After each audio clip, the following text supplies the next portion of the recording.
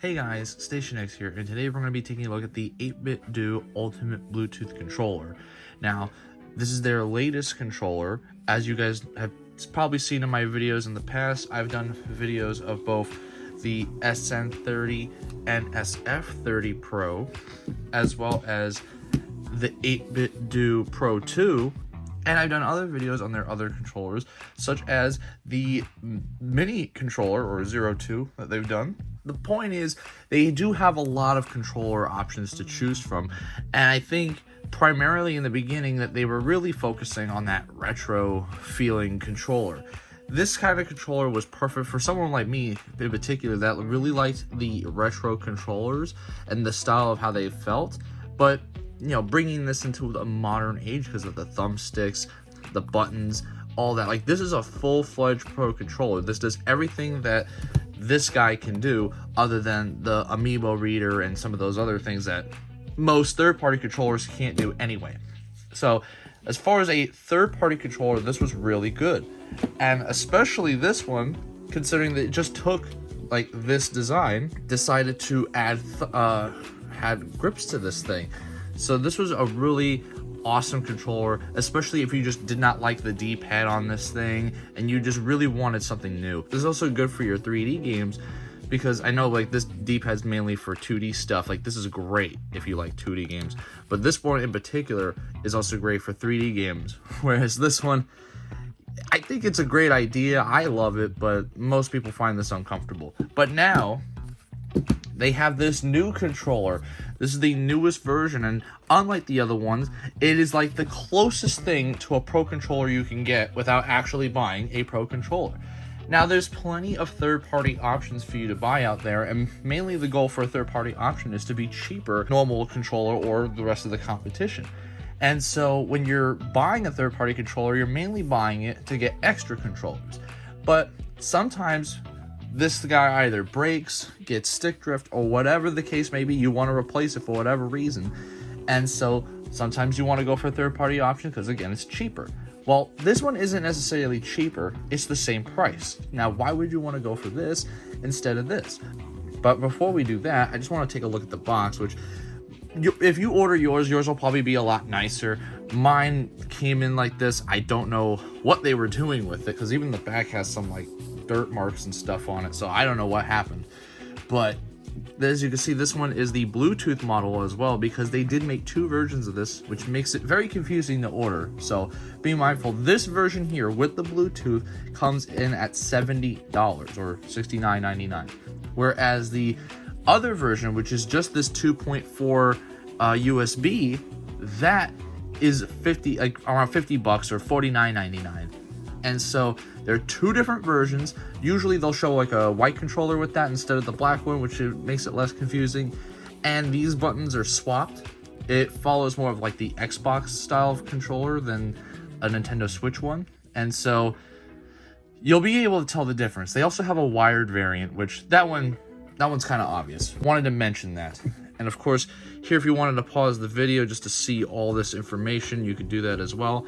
But I want to just get into the actual controller itself. Alright, and there is the controller. So we're going to pull this off right here. And as you can see here, like I said, it's very identical.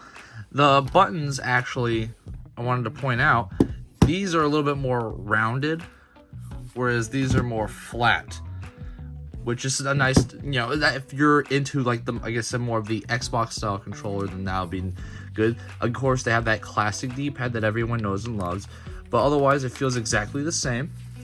It has back buttons like the original, well, the original Pro controller, well, Pro 2. It has analog triggers, which won't be any good for Nintendo Switch because this registers as a Pro controller and not like anything else. So games that do actually support analog will not matter. But this, you know, you're using it. You could also use this on PC and Mac and other stuff. So you could. That's where you'll see the effect of analog there.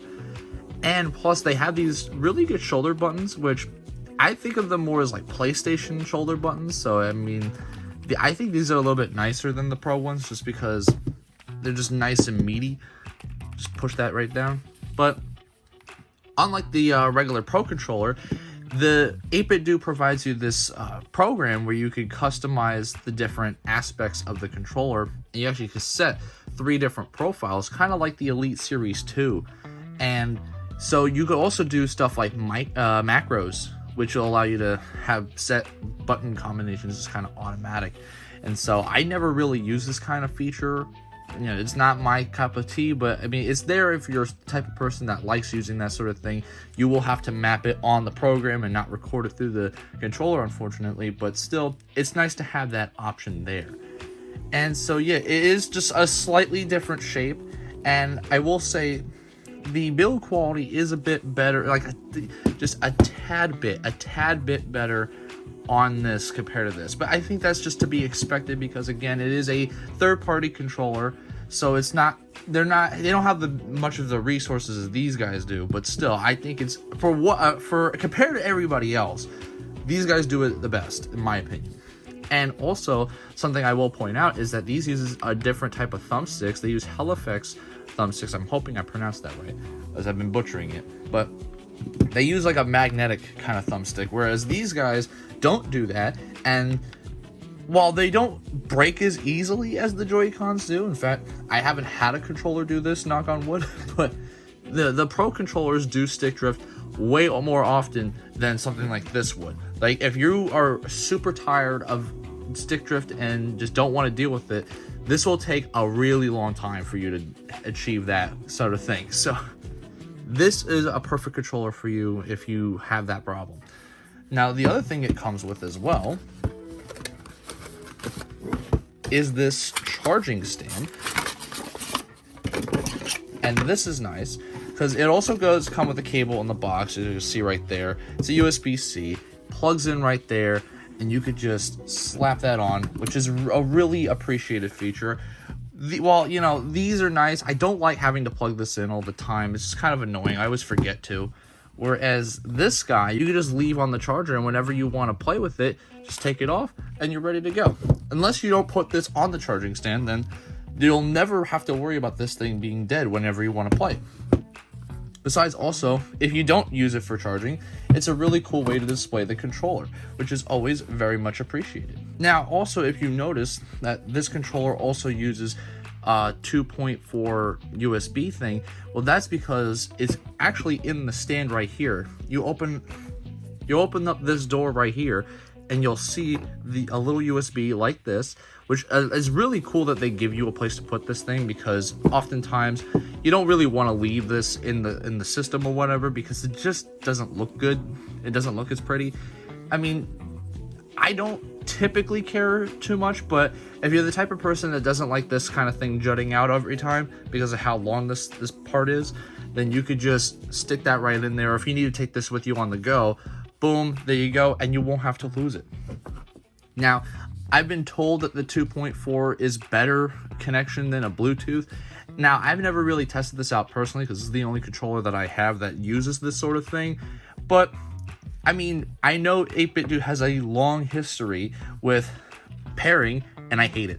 This one in particular is the worst. Out of all the controllers to pair the system, this is a button combination, which is the most annoying thing ever. Same thing with this kind of deal. This does not want to plug in right away. The only one so far that actually has not given me a problem is this guy right here. This one was just as seamless as either plugging it in or just hitting the sync button, and it's fine. Same thing with this guy. Bluetooth should be the exact same. Otherwise, you can just connect this bad boy in and you'll be fine. There's also a switch on the back so that you could go from Bluetooth to that 2.4 USB thing, which is pretty good. And so that's pretty much all there is to it for this ultimate controller. I gotta say, 8BitDO has really outdone themselves this time, because I don't see how they could really top this controller. I thought this was good, but this one, as far as like a third-party option, this is the best controller you could possibly buy. As far as the price might not sound so attractive to people who are trying to buy a controller that's not as expensive as this or an alternative to this.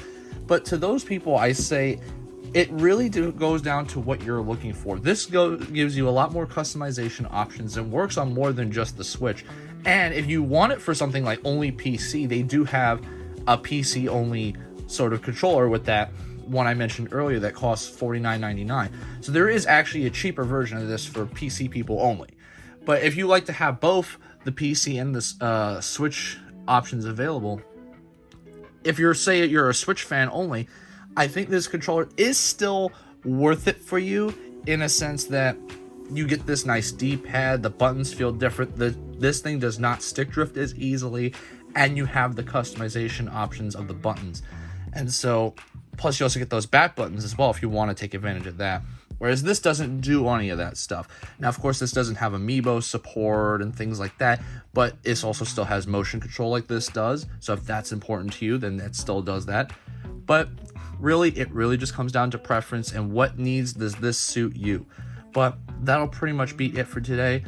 And if you haven't already, please subscribe to the channel, because that always is the best way to help me out. I've been Station X, and I hope you guys have a wonderful day.